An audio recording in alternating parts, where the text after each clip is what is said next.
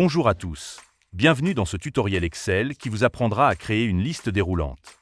Imaginez que vous ayez un fichier de planning éditorial pour votre blog. Une liste déroulante pourrait vous aider à y voir plus clair sur l'état d'avancement des différents contenus.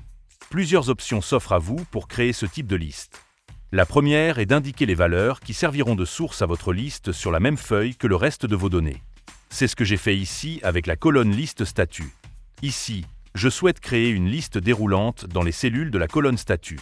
Pour ce faire, je sélectionne la colonne, puis je clique sur Données et Validation des données.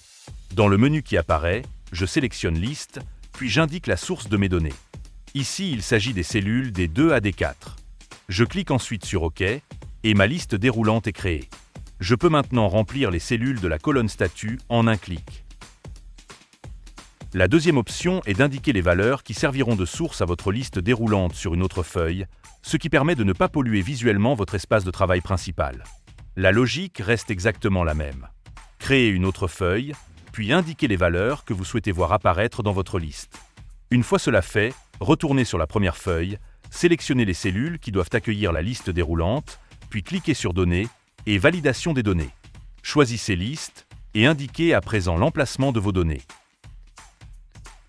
Puis, cliquez sur OK. Votre liste est alors créée.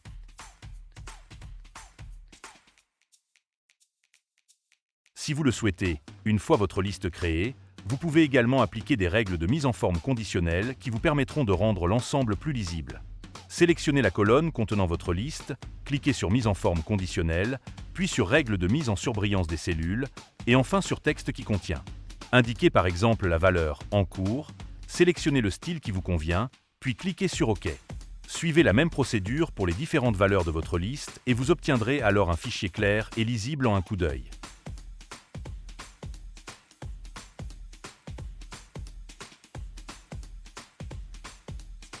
À très bientôt pour un nouveau tutoriel.